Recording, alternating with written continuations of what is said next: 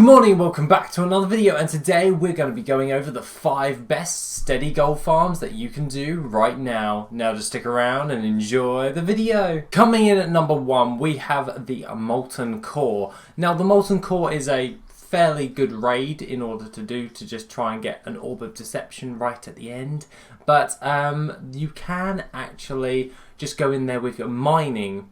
Going in there with mining and going and picking up all of the dark iron ore, and also killing the golems, the big hulking beasts that are dotted around the raid, they have a chance of dropping the Blood of the Mountain. The Blood of the Mountain on average sells for around about 1,000 gold each, give or take a few thousand gold either side.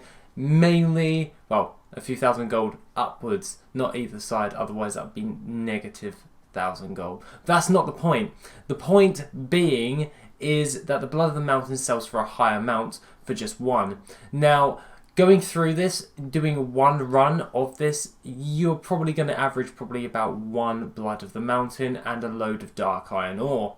Now, you can go out and reset the instance. As for me, as a druid, I just use Dreamwalk and go back into the instance, and that's how I tend to do it. But other than that, the way in which you would do it is just run out, reset the instance, go back in, do the whole thing again. So kill all the golems, collect all of the dark iron ore, and pretty much go out, reset, rinse and repeat. And on average, you're going to get around about 30,000 gold per hour from this. Now this is quite steady, as the Blood of the Mountain on average doesn't fluctuate in price that much, hence why it's a steady gold farm. The other one of dark iron ore, that doesn't really go below and over, so to speak, and that is because it usually stays at a relatively fixed price of around about 50 to 80 gold per piece. Now on your realm, the fixed amount, so to speak, when I say fixed, I mean it fluctuates very rarely, so to speak. So you're averaging a good gold per hour, and the materials that you'll be farming up don't fluctuate in price all that much, hence why I'm calling it at number 1 as a steady gold farm. That being the case, let's move on to number 2. Number 2 is the Wintergrasp farm, and this is another mining farm. Yes, I know the whole video will not be mining like farms and all that jazz, so bear with me on this. But the Wintergrasp farm is pretty damn simple. All you have to do is just go to Wintergrasp and fly around in this route. All you have to do is just farm all of the nodes, and pretty much you can just fly around and just pick up all the nodes without that much of a hassle. The majority of the time there won't be any people around, so you're pretty much golden in a full PvP zone to not get nuked. But other than that, there is a couple of things you need to know. Now, if you do use the Darkmoon Firewater, I would recommend that you use it if you are not a druid. If you are a druid, then you're going to go too fast and you'll be skipping over all of the nodes while going round. The next thing that you guys want to pay attention to is you will be dismounted if there is a battle going on in Wintergrasp. Now, as a druid, you can get around this, otherwise you will have to just mount up and keep going around, so pretty damn annoying. As you go out through the route, you will see that you will be changing little mini zones within the actual full zone of Wintergrasp. Now, through this, you will get a little debuff saying that you will be dismounted. Now, the thing that you need to pay attention to is just your travel form. All you have to do is go into your travel form and then go back out, go back into your travel form once again before you hit the ground, and you'll be able to continue flying around. Now, this does become second nature after a while, just to do that during the middle of a battle, and it doesn't really inhibit your farming, so to speak, by just pressing your dismount and remount as a druid. Obviously, there would be a problem if you were trying to do this with a regular mount, so you're better off just mounting up and riding round the route, as you will not be going over that much water, so to speak. Now, some nodes are under the water, and this is where druids come in quite well because they can just go in the water, mine it, come back out and fly away. Obviously with other people it will take a lot longer, so my recommendation for this farm is be a druid. That is pretty much the bottom line. It is a great druid farm, mainly for all of the aspects I have just listed. You're roughly going to get around about 30,000 gold per hour on this one as well. Now, if you do have engineering, in about an hour and a half you will have every material you will need in order to make a mechanized chopper. So just bear that in mind, because on average for about an hour and a half's worth of farming I usually can make a mechanized chopper, which I can sell on the auction house for a pretty penny, so to speak, and not have to try and sell loads of different types of stuff on the auction house. I can just sell one mount. So that being the case, that is the Wintergrass farm at number 2. Coming in at number 3, we have the Isle of Giants. Now the Isle of Giants is a great farming location, and since the changes with the old battle pets and all that jazz, that the knee biter battle pet is actually rather wanted for battle pets, fighting battles or pet battles, so to speak. I don't do pet battles, but I know that it's in demand. All the pets that you get from the Isle of Giants actually sell for a lot more now, as the supply for them are relatively low, and or it is in demand for doing some pet battles in BFA. So it's kind of really helpful when trying to do this farm as well, to pick up as many of the battle pets as you possibly can.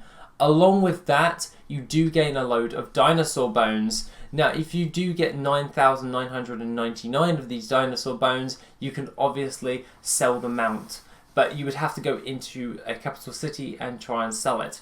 What I usually do is I just sell them on the auction house, the bones, and people will just buy them in the full stacks, just so they've got the 9,999. Other than that, the gold farm is pretty damn simple, and you do get some weird bits of transmog when you're going through.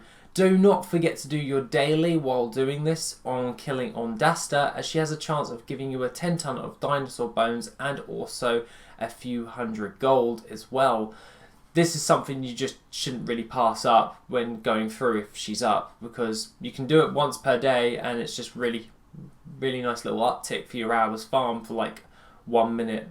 Well, not even 1 minute, you just nuke her and it's done. So if you're a high DPS spec, you're just going to spend like a couple of seconds on her. So really easy to do, and it gives you a few extra 100 gold just by doing that, and a load of dinosaur bones to sell in the auction house.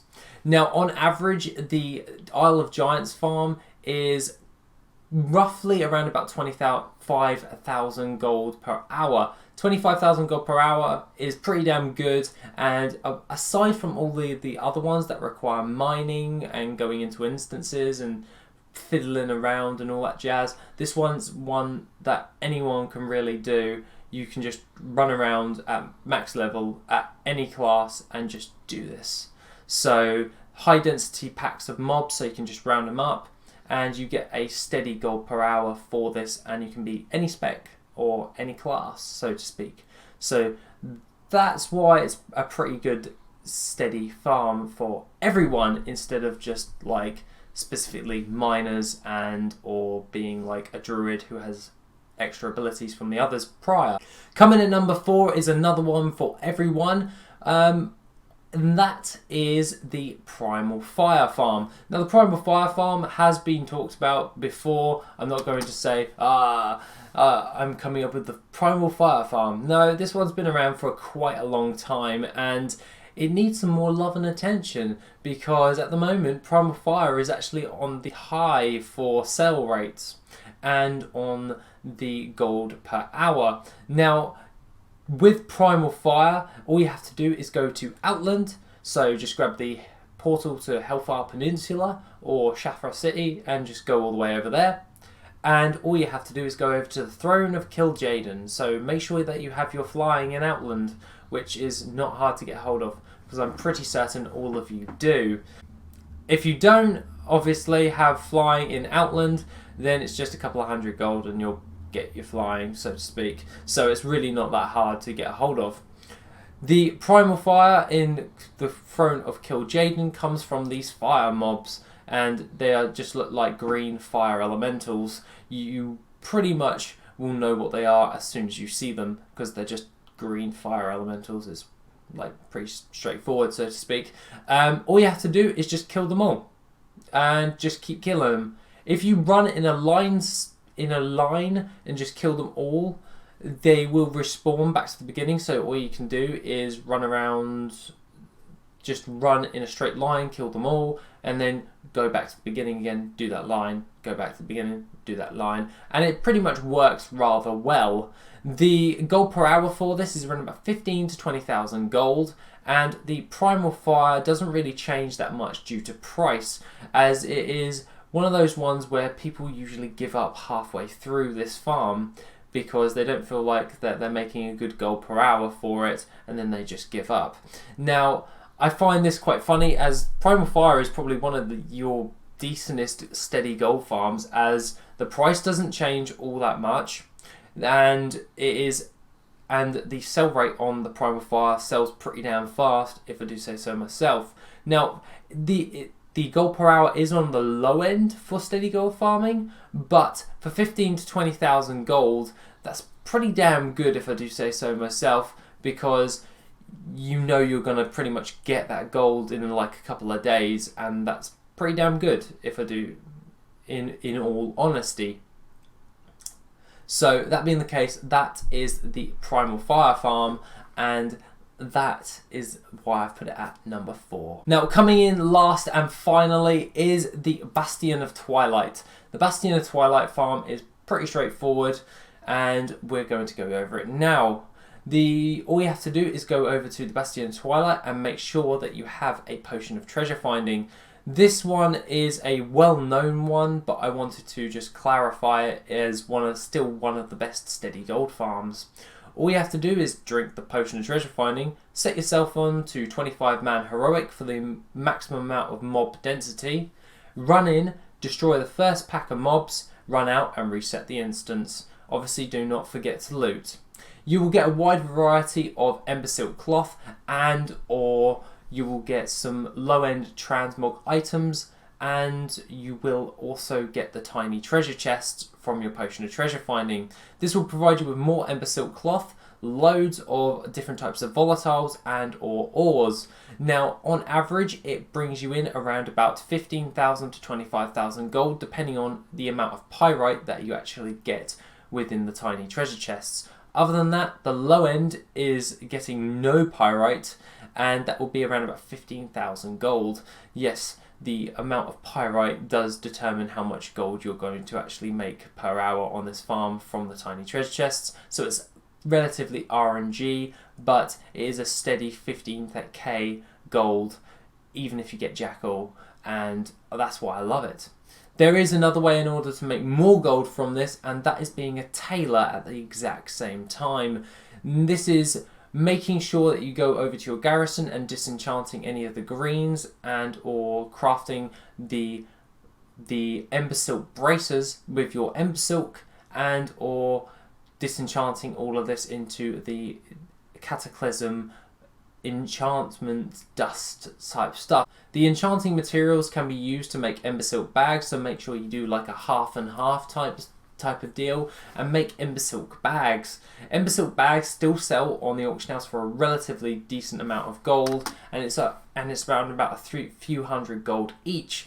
This is absolutely brilliant when actually doing some gold making, as it's still an actual viable way in order to make gold. I find this to be absolutely fun as hell, and to be honest, I find it to be pretty damn good in the way of making gold just in general, as it will only require you to do like a 10-minute run every hour, and that's for like 4 hours worth, so 40 minutes. So in 40 minutes you can get around about 15,000 to 25,000 gold, and you can just pop on an ult and do another farm while you're waiting for the reset to happen. Other than that, guys, that is my top 5 best steady gold farms in WoW. So I hope that you liked the video, And other than that, if you think of any other steady gold farms that you think are better, then please put them in the comment section down below, as obviously I would like to know them, because at the end of the day, more information the merrier, so to speak. Other than that, guys, have a lovely rest of the day, and I shall see you in the next video, which will be on Monday. Take it easy, guys, and I'll see you soon.